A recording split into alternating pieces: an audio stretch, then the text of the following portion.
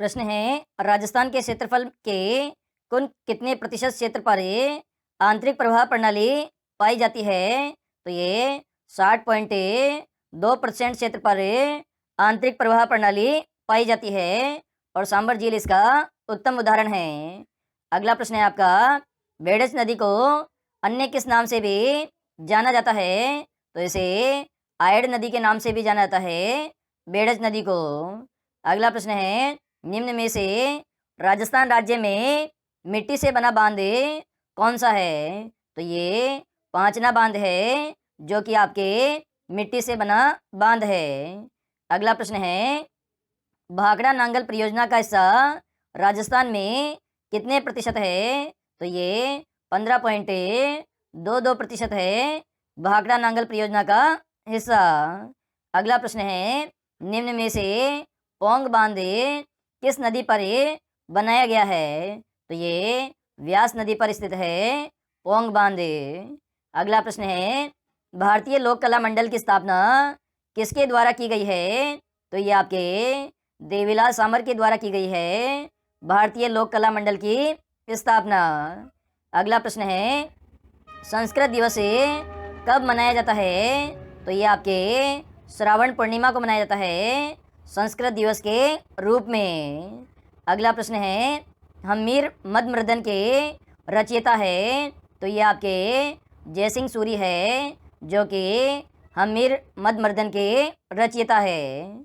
अगला प्रश्न है, निम्न में से कौन सी कृति राजस्थानी साहित्यकार शिवचंद भरतिया द्वारा लिखित है?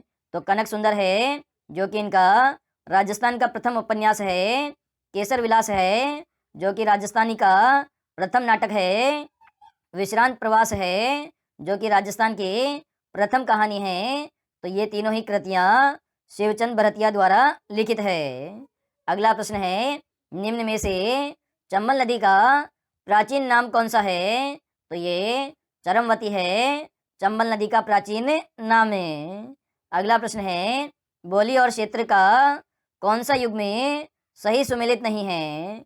तो मेवाती बोली सवाई माधोपुर में बोली जाती है। यह ऑप्शन गलत है, क्योंकि मेवाती तो अलवर भरतपुर क्षेत्र में बोली जाती है। इसके अलावा खेराड़ी बांसवाड़ा में बोली जाती है, ढूंढाड़ी लावा में बोली जाती है, हाड़ौती झालावाड़ में बोली जाती है। तो ये तीनों ही ऑप्शन सही है। अगला प्रश्न है, रजिया रा सोरठा, वेली किशन रुक्मणी री और ढोला मारू और मुमले आदि लोकप्रिय काव्य किस भाषा में रचित है? तो ये सभी मारवाड़ी भाषा में रचित है। रजिया रा सोरठा, वेली किशन रुक्मणी री, ढोला मारू और मुमले। अगला प्रश्न है, लिविंगस्टिक सर्वे ऑफ इंडिया के लेखक कौन है? तो ये जॉन अब्राहिम ग्रियंसन है, जिन्होंने लिविंगस्टिक सर्वे ऑफ इंडिया पुस्तक लिखी है। अगला प्रश्न है, अजमेर जिले का कौन सा गांव हिल स्टेशन के नाम से जाना जाता है? तो ये टाटगढ़ गांव है, जिसे हिल स्टेशन के नाम से जानते हैं। अगला प्रश्न है, डॉक्टर गौरीशंकर हीराचंद ओझा ने मारवाड़ के किस शासक के लिए लिखा है कि वह अभिमानी, कान का कच्चा, अत्याचारी और कृतज्ञ नरेश था? तो ये बात अजीत सिंह के लिए लिखी है, क्योंकि इसने दुर्गादास राठौड़ को अपने राज्य से निकाल दिया था, जबकि दुर्गादास राठौड़ ने अजीत सिंह का पालन पोषण किया था और इसे मारवाड़ का शासक बनाया था। अगला प्रश्न है, तंग मोरखा गौरबंद पिलान है? तो ये सभी क्या है? ऊंट की सजावट की वस्तुएं हैं, तंग मोरखा, गौरबंद और पिलाने।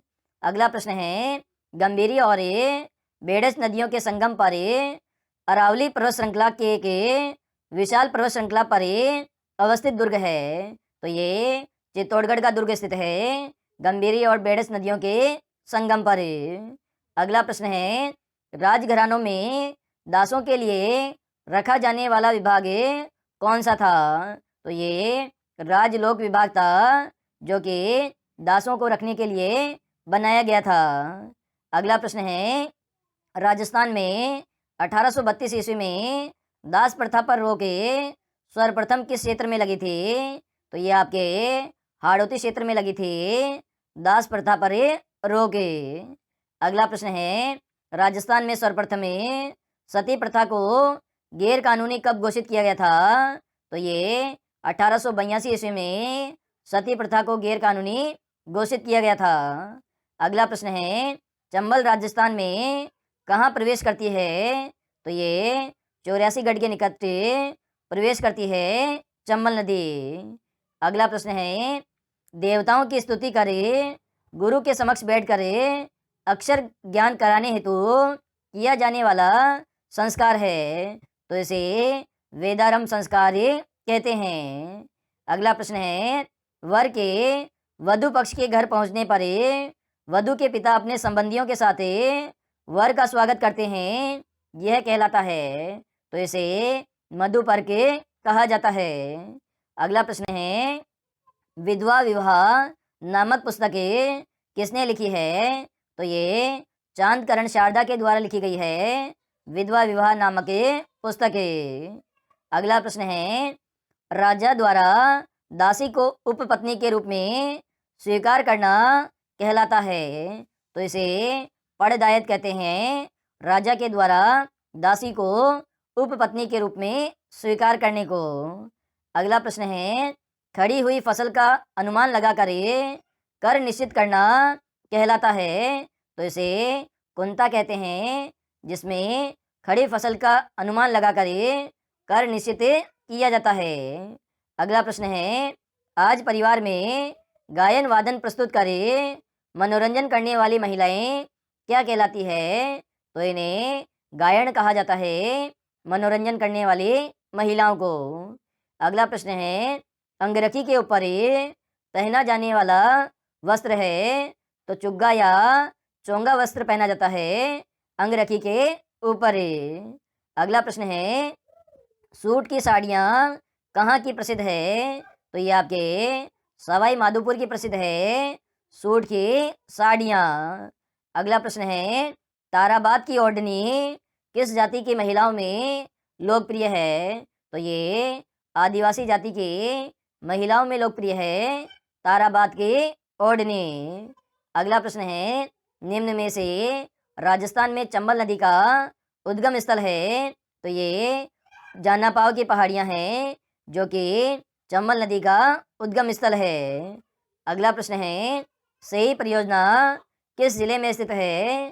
तो ये आपके उदयपुर जिले में स्थित है सही परियोजना। अगला प्रश्न है, जोगणिया माता का मंदिर कहाँ स्थित है? तो ये आपके भीलवाड़ा में स्थित है जोगणिया माता का मंदिर।